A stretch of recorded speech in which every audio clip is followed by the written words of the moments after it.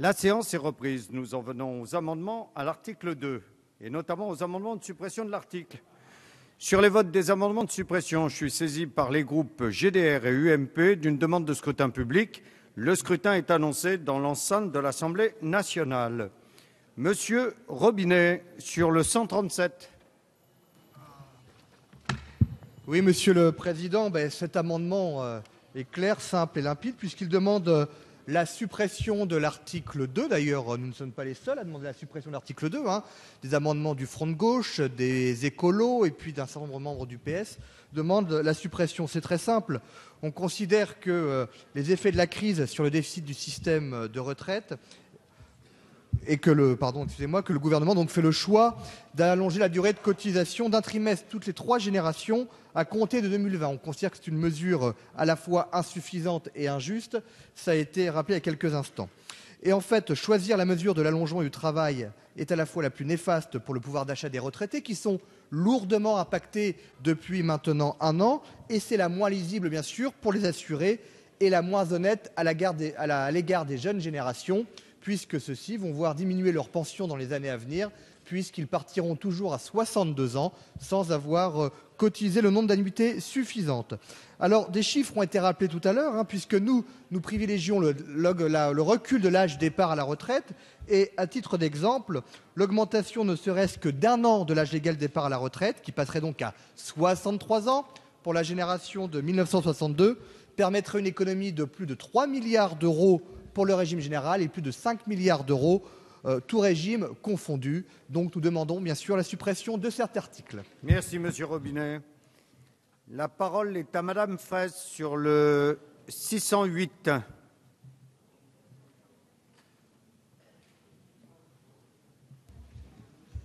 Oui, nous proposons la suppression de cet article qui augmente la durée de cotisation. D'abord parce que nous considérons qu'il n'est pas juste de prétendre que l'allongement de la durée de vie implique mécaniquement l'allongement du temps passé au travail. Ce raisonnement passe sous silence le fait que depuis 1950, la productivité a été multipliée par plus de 6 et la richesse produite également, ce qui est considérable.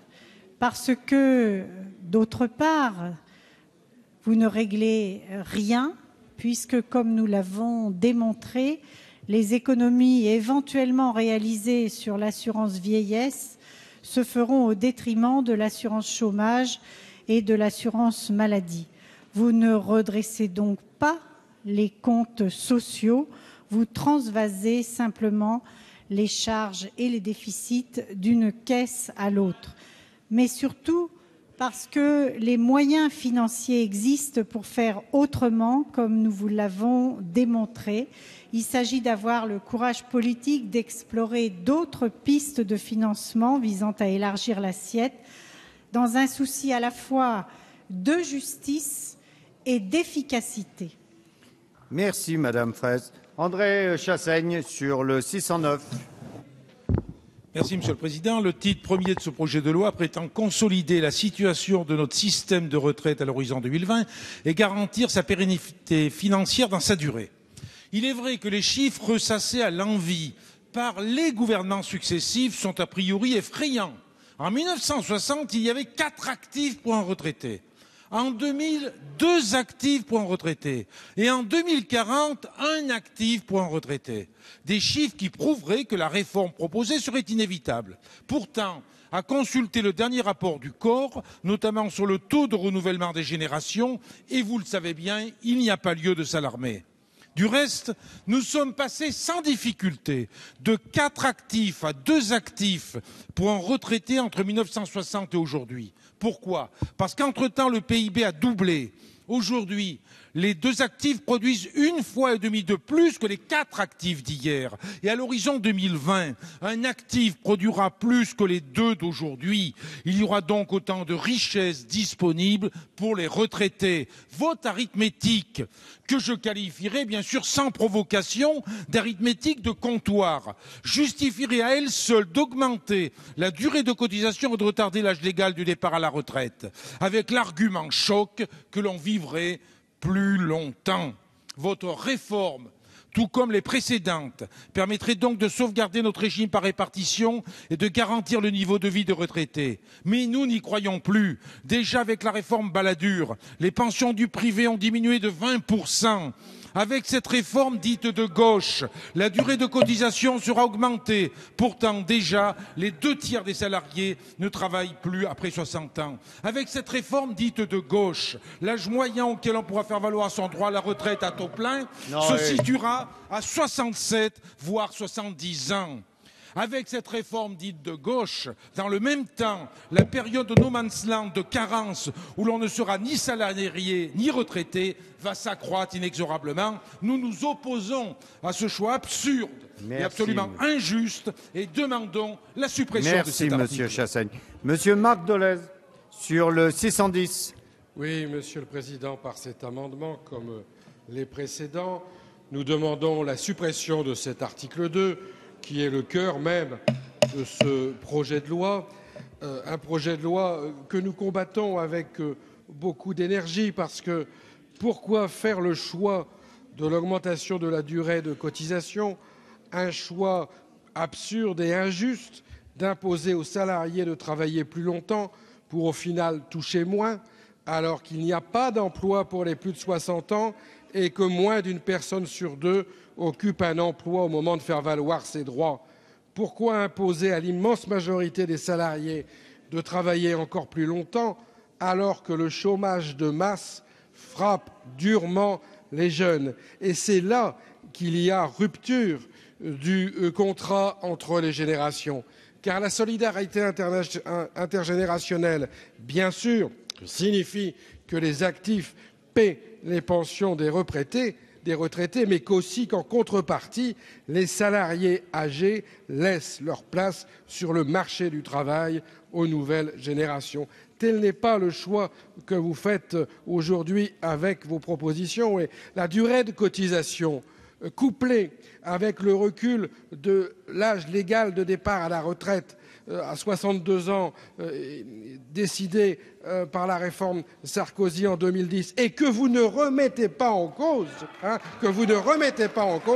la conjugaison des deux signifie bien sûr à terme la mort de notre système de retraite par répartition. C'est la raison pour laquelle nous invitons évidemment très largement sur les bancs de cette Assemblée à rejeter cet article 2. Merci, Monsieur Dolez. Madame Bello, défendu? Il est défendu, merci. Monsieur Patrice Carvalho.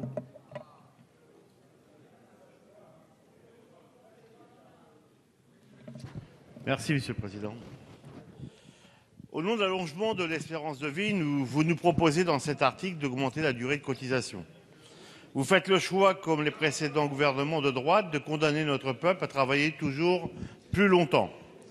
Les calculs sont froids, tout gain d'espérance de vie serait partagé entre 2/3 au travail et 1/3 à la retraite.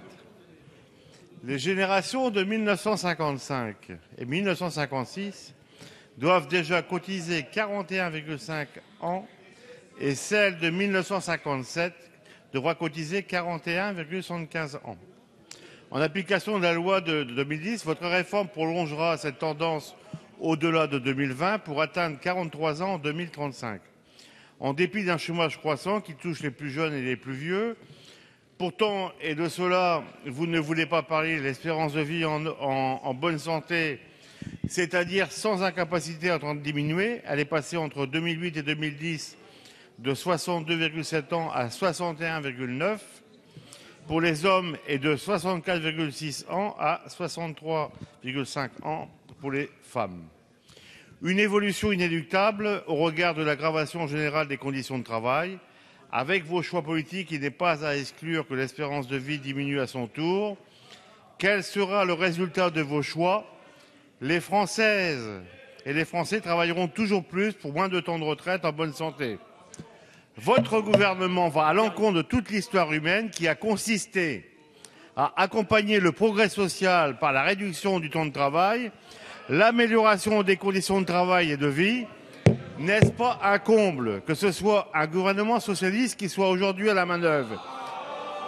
Qu'il est loin le temps qu'il est loin Non, le temps où s'il vous Pierre plaît. Mauroy et Jean Roux abaissaient l'âge de la retraite à 60 ans. Il faut supprimer cet article 2. Merci, Monsieur Carvalho. Monsieur Gaby Charroux. Le 618.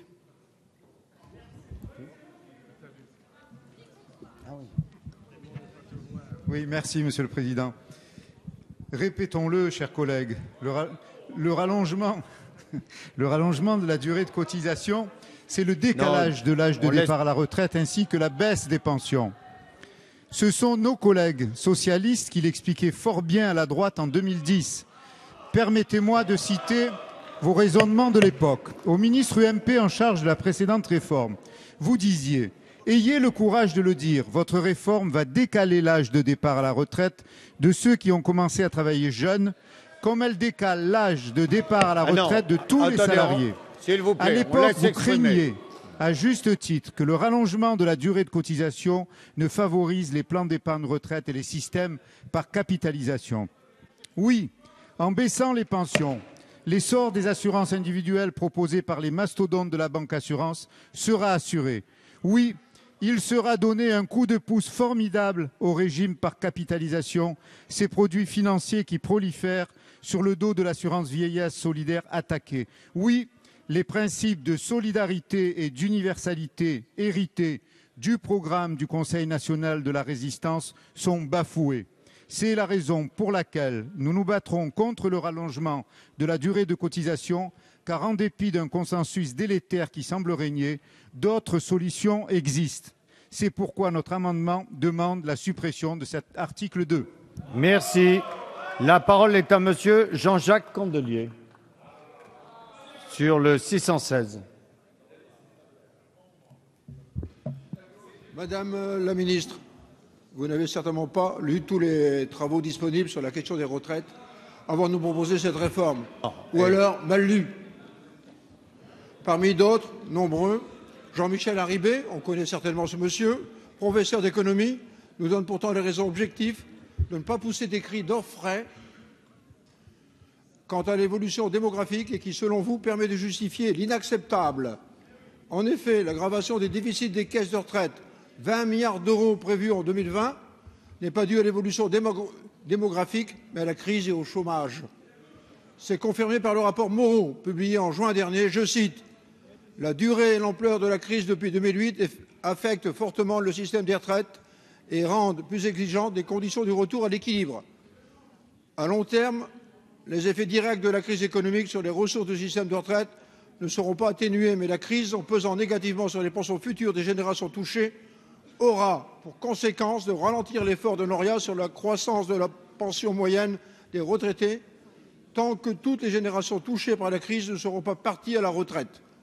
Le péril vient donc de la poursuite de politiques d'austérité dans lesquelles vous nagez, qui aggravent la récession et de l'accomplissement des réformes structurelles réclamées à corps et à cri par la Commission européenne, le patronat et tous les lobbies de l'assurance. Presque toutes les dispositions prises en 1993, Monsieur le Président, 2003 et 2010 s'en tiennent au même remède, sous-indexation des pensions par rapport au salaire, calcul des pensions sur la base des 25 meilleures années au lieu des 10 pour les salariés du privé et par-dessus tout, allongement indéfini de la durée de cotisation.